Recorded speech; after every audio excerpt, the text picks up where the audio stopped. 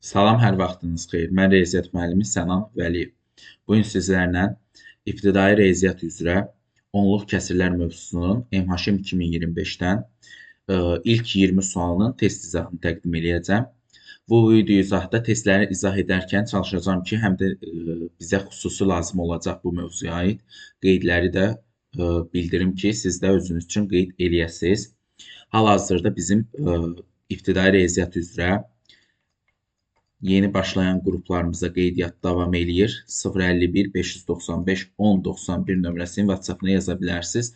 Dərslərimiz Zoom proqramı ilə canlı formada keçirilir. Bunun da əsas keyfiyyəti bundan ibarətdir ki, siz istədiyiniz vaxt səsinizi açaraq istədiyiniz sualı dərsə aid ünvanlaya bilərsiniz. Gəlin vaxt itirmədən onluq kəsirlər haqqında danışaq.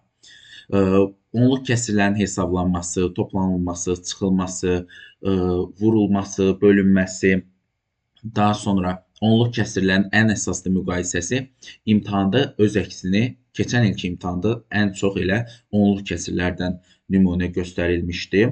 Ona görə gəlin elə birinci sualdan başlayaq. Məsələn, bu tip sualları həll eləmək üçün, məsələn, 1-i 0,8-ə bölmək üçün.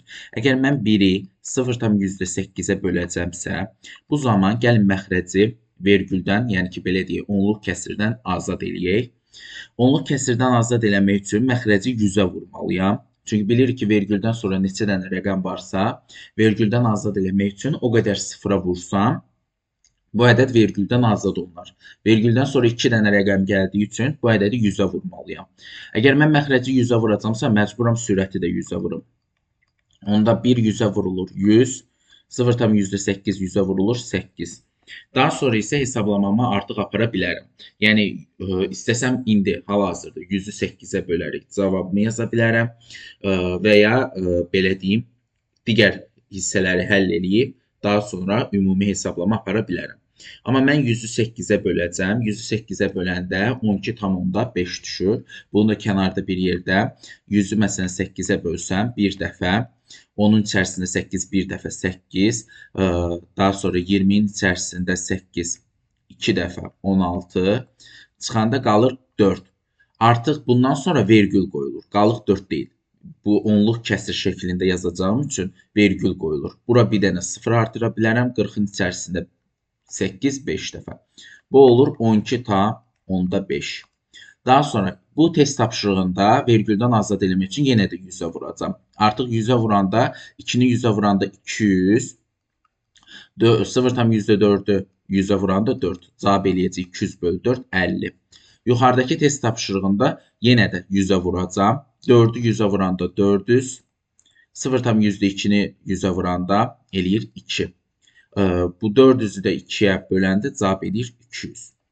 Daha sonra burada da 100-ə vuracam. 8-i vuracam 100-ə 800 vergüldən azad eləmək üçün. 0,1-i də 100-ə vuranda eləyir 1. Cavab eləyir 800. İndi gəlirik bu ədədləri toplamağa. 800-ün üzərinə 200 gəlirəm 1000. 1000-in üzərinə 50 gəlirəm 1050. 1050-nin üzərinə 12,5 gəlirəm. 12,5 ilə 1050 toplanılır 1062, vergül 5 olur doğru cavabım Y variantı birinci test tapşırığında. İkinci test tapşırığı həll eləyən zaman bizə A, B, C verilir. Bu həll yolu, ən qısa həll yollarından biri yerinə ədəd qoymaqda. Əgər bizə deyir ki, A, B, C sıfırdan fərqlidirsə, onda ən yaxşı ehtimalla A-ya 1, B-yə istəsəm 1, 1, 1 də deyə bilərəm. Lap 1, 2, 3 deyərəm. Sıfırdan fərqli bir ədəd olsun. Deməli, 1-ə 12,3 üstə gəlinsin. 1,23 bölünsün. 0,10.000-də 123. Deməli, sürəti hesablayanda toplamanı aparıram. Eləyir 13,53. Aşağıda 0,10.000-də 123 olacaq. Düzdür? Deməli, bundan sonra biz görürük ki, aşağını mən vergüldən azad eləmək üçün 4 dənə sıfırlı bir ədədə vurmalıyam. Yuxarını vergüldən azad eləmək üçün 2 sıfırlı bir ədədə vurmalıyam. Onda gəlin orta məxrəc kimi ən böyük olanı götürürəm. Çünki məsələn mən bunu 2 sıfırlı bir ədədə vursam, məxrəc yenə də onluq olaraq qalacaq. Ona görə 4 sıfırlı bir ədədə vururam. Yəni 10.000-ə vururam hər tərəfi. Bu olur 13, 53, 2, 0. Bu olur isə 123. Daha sonra bu ədədi bölürəm 123-ə. Deməli, 135-in içərisində bir dəfədir. Daha sonra yenə də 1, 0, 0. Doğru cavab olacaq A variantı ikinci test tapşırığında. Üçüncü tapşırıqda bizdən bu ədədlərin cəmini istəyir. Bunları sürəti əvvəlcə toplayacağam. Məsələn, baxaq. 0,1 üstəgəl 0,02, 0,001, 0,3 dənə 0, 2. Mən bilirəm ki, vergüldən sonra ədədə istədiyim qədər 0 artıra bilərəm. Baxın, burada da istədiyim qədər 0 artıra bilərəm ki, birlikdə toplaya bilim. İndi toplayan zaman 2, 1, 2, 1, 0. 0 tam 10.000-də 1212 edir. Məxrəci toplayıram. 0,2 üstə gəlinsin. 0,100-də 0,1000-də 2, 0,10.000-də 1. Yenə də istədiyim qədər 0 artıra bilərəm. Ən böyük mərtəbədə 4 dənə rəqəm olduğu üçün hər birini 4-ə tamamlayıram. Bu da olur nə? 0, 2, 1, 2, 1. Yəni 0,10.000-də 2121. İndi bu iki ədədi bir-birinə bölməliyəm. Yəni 0 tam sürətdə 1212-ni bölməliyəm 0,2121-ə. Biz bu zaman nə edəcəyik? Hər tərəfi 1000-ə vuracağıq ki, vergüldən azad edim. Çünki bu 1000-ə yox, 10.000-ə. Çünki burada vergüldən sonra 4 ədəd var, vergüldən sonra 4 ədəd var. Bu eləyir 1212, bu eləyir 2121. Bu zaman da ixtisar aparmalıyam. İxtisar aparan zaman görürəm ki, deməli 303-ə gedəcəkdir ixtisar. 303-ə gedəndə burada 4 qalır, burada 7. Doğru cavab olur B variantı.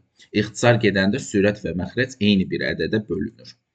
Daha sonra hesablayım. Mötərizənin daxili 1 hesablanır. Deməli, baxın, 1,4-dən 1 çıxanda 0,4 eləyir. Üstəgəl 2,4-dən 2 çıxanda 0,4 eləyir. 3,4-dən 3 çıxanda 0,4 eləyir. Hər birinin deməli, sonra 4,4 çıx 4, belə-belə gedir. Axırda yenə də 60,4 çıx 60, yəni yenə də 0,4 eləyir. Baxın, 1,4-dən 1 çıxıram, 2 çıxıram, 3 çıxıram. Deməli, məndə burada 60 dənə bu ifadəni yazıram. Və 60 dəfə 0,4 alıram. Ona görə elə 60 dənə 0,4-ü toplamaq elə 0,4 vur 60 deməkdir. Bu zaman da cavabım 24-ə bərabər olur. Doğru cavab olur Y variantı. Daha sonra 5-ci sual. Onluq kəsri adi kəsrə çevirin. 2 tam %45 oxunur. Çünki vergüldən sonra bir ədəd varsa 10-da, 2 ədəd varsa 100-də, 3 ədəd varsa 1000-də deməkdir. 2 tam %45 olduğu üçün 100-də yazıram məxrəcə, 45-i yazıram surətə. Bu qarışıq kəsr sayılır əslində. Qarışıq kəsri düzgün olmayan kəsrə çevirdiyim zaman, bu zaman məxrəc olduğu kimi qalır 100. 2 vurulur məxrəcə, yəni 100-ə, üzərinə gəlinir 45. Olur %245. Daha sonra ixtisar apara bilərəm. 5-ə ixtisar aparsam, belə deyək, aşağıda qalacaq 20, yuxarıda qalacaq 49, 20-də 49, yəni Y variantı 5-ci sualda. 6-cı sual, A bölünsün B-ni istəyir, yəni 0,25 bölünsün 0,55. Mən bu ifadəni bir-birinə bölməyim üçün hər tərəfi 100-ə vuraram. Onlar 55, onlar 25 və 5-i ixtisar aparsam qalacaq 11-də 5. Yəni doğru cavabım olacaq 6-da A variantı. 7-ci test tapşırığına baxaq. Deməli, burada toplayırıq. Deməli, sürəti əvvəlcə toplayıram. Üstə gəlinsin. 0 yazıram 1 yadda. 9, 0 yazıram 1 yadda. 9, 0 yazıram 1 yadda. 9, 0 yazıram 1 yadda. Vergül. 3 üstə gəl 2, 5, 1 də yadda 6. Artıq vergüldən sonraki ədədlərə baxmıram. Əgər ki, vergüldən sonra sıfırlar dalbadal gəlirsə, sıfırları silə bilərəm. Və bunun cavabı eləyir elə 6 tam. Məxrəcə baxanda 0,17 ilə 0,13-ü toplayanda 0 yazıram 1 yadda, 2, 3, 0. Sondakı 0-ı silə bilərəm. Cavabım eləyir 0,3. Deməli, mən 6-nı bölməliyəm 0,3-ə. Bu da nə eləyir? 60 bölünsün 3. Hər tərəfi ona vuraram. Cavabım eləyər 20. Yəni, doğru cavab olar B variantı 7-ci test tapşırığında. Daha sonra 8-ci sual. Yenə də B-lar dediyim sual tipindəndir. Yerinə rəqəm qoysaq daha doğru olar. A1-dir, B2-dir, C3-dür. Məsələn, 1,2 üstə gəlinsin, 3,1 üstə gəlinsin, 2,3. Bunu elə bir dəfəlik toplasam, 1, 2, deməli 3, 1, 2, 3. Toplayanda eləyir 1 tam, 3 tam, 2 tam, 6 tam, onda 6. Məxrəcdə isə 0 tam, 0 da 1, 0 da deyil, A2 dənsilə A'dır. Yəni 0,11, üstə gəl 0,22, 0,33.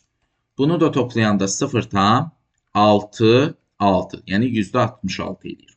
6,6-nı 0,66-ya bölürəm. Hər tərəfi 100-ə vuraram. Çünki belə deyək, vergüldən azad eləmək üçün sürəti deyə 10-a vurum, amma məxrəci 100-ə vurum. Mən böyük olana vuracam, yəni 100-ə. Hər tərəfi 100-ə vuranda bu eləyir 660, bu eləyir 66. 660-66-ya böləndə cavabım eləyir 10. Yəni doğru cavabım 8-də C variantı olmuş olacaq. Daha sonra 9-cu sual. Baxın, yenə də bu tip sualları həll eləmək üçün yazıram ədədin özünü 0,00128.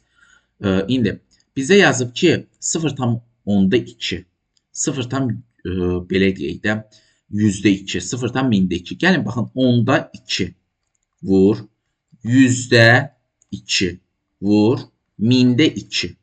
Düzdür, belə yaza bilərəm. Böyük kəsri çəkirəm, sürəti yazıram 0,0128. Baxın, 2, 2, 2. Bilirik ki, adi vurmada bu məxrəci hesablayarkən necə olur? Sürət sürətə vurulur. 2 vur 2 vur 2, yəni 8 böl. Məxrəc isə 10 vur 100, yəni 1000. 1000 vur 1000 olur. 1000 vur 1000 olur. Və belə bir şey var ki, əgər A kəsir xətti C-də B olan, yəni ki, A-nı bölürəmsə C-də B-yə, yəni A bu kəsir xətti böl deməkdir axı. Bölürəmsə B-də C-yə, yəni C-də B-yə. Bu zaman A vurulur, birinci olduğu kimi qalır, ikinci tərsinə çevrilir. Yəni bu C məxrəcdəki bu C sürətə qalxacaq. Yəni buradakı 1000 vur 1000 sürətə qalxacaq. Bu sürətə qalxanda, bu ədəd 1000-ə vurulanda vergül 3 dəfə sağ tərəfə keçəcək əvvəlcə ilk dəfədə. 1, 2, 3. Yəni olacaq 1,28. Daha sonra bu bir dəfə 1000-ə vurulanda, bir dəfə də 1000-ə vurulacaq. Bölünəcək 8-ə. Doğru cavabı indi tapası olsaq, 1,28-i 1000-ə vuranda 2 dəfə vergül sağ tərəfə keçir. Bir dənə də 0 olduğu üçün 3 dəfə keçəcək. Yəni 3 dənə 0 varsa 3 dəfə keçəcək. Olacaq 1280. Böləcəm 8-ə. Düşəcək 160 dəfə. Doğru cavab olacaq D variantı. Nə qədər çətin görünsə də, qaydanı bilənlər üçün nisbətən rahat sual sayılır. Daha sonra 0,4 vurulsun. Mötərizənin daxilindəki ifadəni həll edirəm. Necə həll edirəm? Məsələn, 0,005 üstə gəl 0,002. Bunun cəmi eləyir 0,07 böl. Burada isə mən 0,01 çıx 0,15. Baxın, əgər kiçik ədəddən böyük ədədi çıxıramsa, cavabım mənfi eləyəcək. Buna görə qarşıya bir dənə ilə indidən mənfini atıram. Bu məxrəcdə olan mənfidir. Cavabım mənfi eləyəcəksə, artıq mən kiçikdən böyüyü çıxanda cavabı mənfi eləyir. Amma bunun çıxılması necə olur? Artıq kiçikdən böyüyü çıxmıram. Elə böyükdən kiçiyi çıxıram. Yəni 0,01. Bu da eləyir 0,14. Amma bir dənə değişən bir şey qarşıya mənfinin atılmasıdır. Məsələn, baxın, 7 çıx 9. Normal bir dənə adi bildiyimiz ədəddən. 7-dən 9-u çıxanda, kiçikdən böyüyü çıxanda qarşıya mənfi atılır. Sadəcə qarşıya mənfi atılır. Qalan bir şey isə 9-dan 7 çıxıram 2. Burada da elə 0,1, 0,15. Qarşıya mənfi atılır. 0,15-dən 0,1 çıxılır, qalır 0,14. Burada da deməli 0,4 vurulsun. Deməli, burada əgər sürəti də 100-ə vursam, məxrəci də 100-ə vursam, 14-də 7 eləyər mənfi. Bu da mənfi 2-də 1 deməkdir. Yəni, bu da vurulanda mənfi 0,100-də 1000-də 2 eləyir. Çünki bu ilə bu ixtisar gedir 2. Burada 1 qalır, burada 0-dan 1000-də 2 qalır. 1000-də 2 də o deməkdir ki, bunu yazaq, mənfi 1000-də 2. 2 ixtisar gedəndə mənfi 500-də 1. Yəni, doğru cavabım olar B variantı. Bu test tapşırığında, 10-cu test tapşırığında doğru cavabım olar B variantı. Daha sonra 11-ci suala baxaq. 11-ci sualda deməli, bizə deyilir ki, 11-ci sualda hesablayın, düzdür? Deməli, hesablayın. Bu nə deməkdir? Məsələn, tutaq ki, 0 tam əvvəlcə müfrəzənin daxili əldə olunur. 0,8-dən 0,4 çıxılır. Olur 0,4 elə özü. Onu sonra bölürəm 0,2-yə. Bunun cavabı eləyir 2. 2 tam. İndi mən 0,16-dan 2 tamı çıxmalıyam. Baxın, bir var 0 tam, bir də var 2 tam. Ona görə, deməli, burada kiçikdən böyüyü çıxdığım üçün cavabı mənfi olacaq. Mən sadəcə 2-dən çıxacam 0,16. Və mən bilirəm ki, 2, burada vergül sonunda sıfırlar var. 0-dan 6-nı çıxa bilmirəm. Bundan birini götürürəm. 10-dan 6 çıxıram 4. Burada da birini buradan götürürəm. 10 idi. Artıq birini götürdüyümə görə, yəni ki, artıq birini götürmüşəm, qalır 8. Burada qalır 9 və bir dənə də bundan götürüb buna verdiyim üçün 1 tam 1000-də 984. Amma mənfi, çünki kiçikdən böyüyü çıxıram. Doğru cavab Y variantı. Daha sonra baxaq, deməli, 12-ci test tapşırığına. Bu ədədləri müqayisə edin. Onluq ədədlərin müqayisəsi zamanı 4 tam %19, Y bərabərdir 4 tam 1000-də 159, C variant Z də yəni bərabərdir 4 tam 10.000-də 1599. Baxın, birinci baxıram tamlara. Tamlar bərabərdirsə, mənim keçirəm vergüldən sonra. Vergüldən sonra burada 1 gəlir, burada 1 gəlir, burada 1 gəlir. Artıq vergüldən sonraki ədədlər də bərabərdir. Amma vergül 1-dən sonra burada 9 gəlir, burada 5 gəlir, burada 5 gəlir. Deməli, x hamısından böyükdür. Bunun mərtəbə, görürsünüz, burada çoxlu ədəd var. Çoxlu ədəd olması z-in daha böyük olması demək deyil. 4-ə baxıram birinci tamlara. Tamlar bərabərdirsə vergüldən sonraki ilk ədədlərə baxıram. Bunlar da bərabərdirsə ikinci ədədlərə baxıram. 9, 5, 5. 9 daha böyükdür. İndi Y-dən Z-i müqayisə eləməliyəm. İkinci ədəd 5-dir, ikinci ədəd 5-dir. Üçüncü ədədə baxıram. 9-dur, 9-dur. Bunun dördüncü ədədi 0-dır. Yoxdursa 0-dır. Amma bunun dördüncü ədədi 9-dur. Deməli, Z daha böyükdür Y-ə baxanda. Deməli, x böyükdür z-dən, z də böyükdür y-dən. Doğru cavab 12-də olur. A variantı. 13-cü test tapşırığı. Deməli, əvvəlcə baxıram bu aşağıdakı hissədən. 1-in üstünə 0,1 gələndə eləyir 1,1. Daha sonra getirib yerinə yazanda 0,1 böl 1,1. Bu da hər tərəfi 10-a vursam 1 böl 11 eləyir. Getirib bunun yerinə 11-də 1 yazsam, nə olur? 0,1 bölünsün. 1 çıx 11-də 1. 1 nə deməkdir? Tam deməkdir. Yəni 11-də 11 deməkdir. Ondan 11-də 1 çıxanda cavab qalır 11-də 10. Bu da 0,1. Bilirik ki, bir əqladə dedik ki, bu 11 qalxır sürətə. 0,1 vur 11 böl 10 olur. 0,1-i 11-ə vuranda eləyir 1,1 bölünsün 10. Bunu da təzdən 10-a böləndə vergül bir dəfə də keçir sol tərəfə. Olur 0,11. Yəni doğru cavab olur 13-də D variantı. 14-cü test tapşırığı. Hesablamamızı istəyir. Burada hər tərəfi 100-ə vursam, olar 44 böl 11. Burada hər tərəfi yenə də 10-a vursam, yəni sürət və məxrəcləri vura bilərəm ayrı-ayrıcalıqda vurmada olsa. 10-a vursam bu olur 6 bölü 15. Bu da olur 25-də 100. İxtisar aparsam elə özləri ilə birinci eləyər 4. İkincidə 6-nı 15-ə böləndə 0,4 vurulsun. Bu da 4-də 1. Düzdür? Deməli, 4-də 1 ilə də 4 ixtisar gedər. Cavab elə 0,4 kimi qalar. Yəni A variantı. Daha sonra aşağıdakı onluq kəsirlərdən hansı daha böyükdür? Deməli, bu onluq kəsirlər müqayisə aparmalıyım 15-də. Hamısı 0 tamdır. 0-dan sonra gələn ədədə baxıram. 1-dir, 3-dür, 0-dır. Bu daha kiçikdir. Bu da kiçikdir 1 gəldiyi üçün. 0-dan sonra 3, 3, 3 gəlib. Deməli, 0-dan sonraki ədədim 3-dür, 3-dür, 3-dür. Daha sonra 3-dən sonraki ədədim 2-dir, 1-dir, 1-dir. Deməli, bunlar çıxdı ən böyük 2. 3-dən sonraki ədədim 2-dir. Baxıram birinci tamlara. Tamlardan sonra vergüldəki birinci ədədə. Daha sonra onlar da bərabərdirsə, vergüldən sonra gələn ikinci ədədə baxıram. Ona görə 15-də doğru cavabım olur D variantı. 16-da 0,99-u bölürəm 1,1-ə. Hər tərəfi 100-ə vuranda 99 bölünsün, 110 olur. 11-ə də ixtisar eləyəndə 10-da 9 olur. 4,4-ü bölürəm 0,444-ə. 1000-ə vuranda eləyir 44. 1000-ə vuranda eləyir 4400. İxtisar da gedəndə cavabım eləyir 100. Daha sonra 100-ün üzərinə 10-da 9 gəlirəm. Olur nə? 100 tam 10-da 9. Bu da eləyir nə? 10-da 9-a vuranda 1000 üstünə də 9 gələndə eləyir 1009. Bunu böldüyüm zaman, bunu da ayrıca burada yazıram ki, baxın.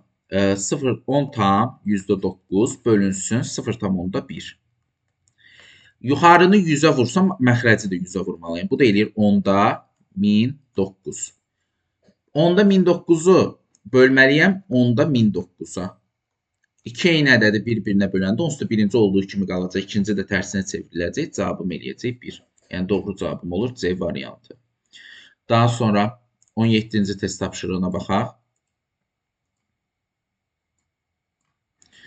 Baxın, 17-ci test tapşırığında A bərabərdir 0,34. B bərabərdir 0,4-ə. MİQ 2024-də bu tip sual düşmüşdü imtahana. Deməli, C variantında bərabərdir 50-də 19. Hər biri onluq kəsirdirsə, gəlin elə ikisi onluq kəsir, biri adi kəsir olduğu üçün, gəlin elə hamısını onluğa keçirdim. Bunu onluğa keçirmək üçün bilirik onluq kəsir məxrəci 10, 100 olan ədədlərdir. Bunun hər tərəfini 2-yə vuraq. Bu olsun yüzdə 38. 38-i 100-ə böləndə cavab 0,38 eləyir. İndi hansı daha böyükdür? 0-dan sonra 4 gəldiyi üçün B daha böyükdür. 0-dan sonra 3 gəlir, 0-dan sonra 3 gəlir. 3-dən sonra 8 gəlir, 3-dən sonra 4 gəlir. Deməli, C daha böyükdür A-dan. B böyükdür C-dən, o da böyükdür A-dan. Yəni, 17-də doğru cavab olur A variantı. 18-ci test tapşırığı. 0,3 çıx. Baxın, bunu mən yazacağım. 0,2-ni yazacağım. 10,2 vur 10,4. Bu da çıxılsın 0,2 bərabər. Bu eləyəcək 10,3 çıx %8 çıx 10,2 bərabər. Hər tərəfi 100-ə gətirmək üçün, məxrəci bərabərləşdirmək üçün 10-a vuracaq. Olacaq %30 çıx 8 çıx 20. Bəli, başqa alternativ yollar ola bilər, siz tapa bilərsiniz. Məsələn, deyə bilərsiniz ki, birinci ilə 0,3-dən 0,2-yə çıxaq, belə uzun getmək ola bilər, amma rahat yolu seçirəm mən. Eləyir %30-dan 8 çıxanda 22, ondan da 20 çıxanda eləyir 2. 2-yə də ixtisar gedir 50-də 1, bu da 0,2 deməkdir. Doğru cavab 18-də olacaq, deməli 18-ci test tapşırığında B variantı. 19-a baxaq. Deməli, baxın, görürəm ki, yenə də 0,64-dür, 0,1032-dir. Hər tərəfi gəlin yuxarıda 100-ə vurub, aşağıda 1000-ə vurubsa, hər tərəfi 1000-ə vuraq. Bu olsun 640, bu olsun 32. Cavab eləyir 20. Daha sonra 5,6-nı bölürəm 1,12-yə. Hər tərəfi 100-ə vururam. Bu olur 560, bu olur 112. 560-ı 112-yə böləndə cavabım eləyir 5. 3,36 bölünsün 0,1336. Hər tərəfi 1000-ə vursam, bu olur 336, bu olur 3360. İxtisar da gedəndə cavabım eləyir 10. İndi 20 üstə gəl 5, 25, üstünə də 10 gələndə 35. Doğru cavab D variantı. Bu tip test tapşırığında isə sonuncu olaraq 20-ci test tapşırığında isə x üstə gəlinsin x bölünsün 5. Bu tip test tapşırığı həll etmək üçün bizə verilmiş ifadədə görürəm x bölünsün 5 var. Bunu mən sadələşdirmək üçün hər tərəfi 5-ə vururam. Bu tərəfi də 5-ə vururam, bu tərəfi də 5-ə vururam. 5-i vuranda 4,8-ə olur 24 bərabərdir. X-i 5-ə vuranda 5x, x bölünsün 5-i 5-ə vuranda 5-lər ixtisar gedir, qalır x-in özü. 6x 24-dürsə, x-in özü 4-dür. Yəni doğru cavab olur 20-də də D variantı. Bugünlük bu qədər. MHM 2025-in onluq kəsirlər mövzusundan ilk 20 sualın izahını sizə təqdim elədim. Mümkün qədər çalışdım ki, qaydaları da öz əksini tapsın ki, video izah şəklində olsun. Siz baxarkən hər xırdalığı başa düşə biləsiniz. Bunu da vurğulamaq istəyirəm ki, hal-hazırda yeni qruplarımıza qeydiyyat davam edir. İbtidai riyaziyyat üzrə MİQ və sertifikasiya hazırlaşan müəllimlərə görə 051 595 1091 nömrəsini WhatsApp-dan yazaraq qeydiyyatdan keçə bilərsiniz. Dərslərimiz Zoom proqramı ilə canlı formada keçirilir ki, siz istədiyiniz zaman istədiyiniz sualı sərbəst bir şəkildə ünvanlaya bilirsiniz. Ən yaxşı cəhətlərdən bir digəri isə müdavim sayının azlığı təşkil edir ki, yəni Zoomlu dərs olmasına baxmayaraq maksimal olaraq 20 müdavim ola bilir ancaq. İnşallah kim qoşulmaq istəsə 051 595 1091 nömrəsini WhatsApp-dan yaza bilərlər. Növbəti video izahda görüşənə qədər bugünlük bu qədər. Sağ olun, salamat qalın.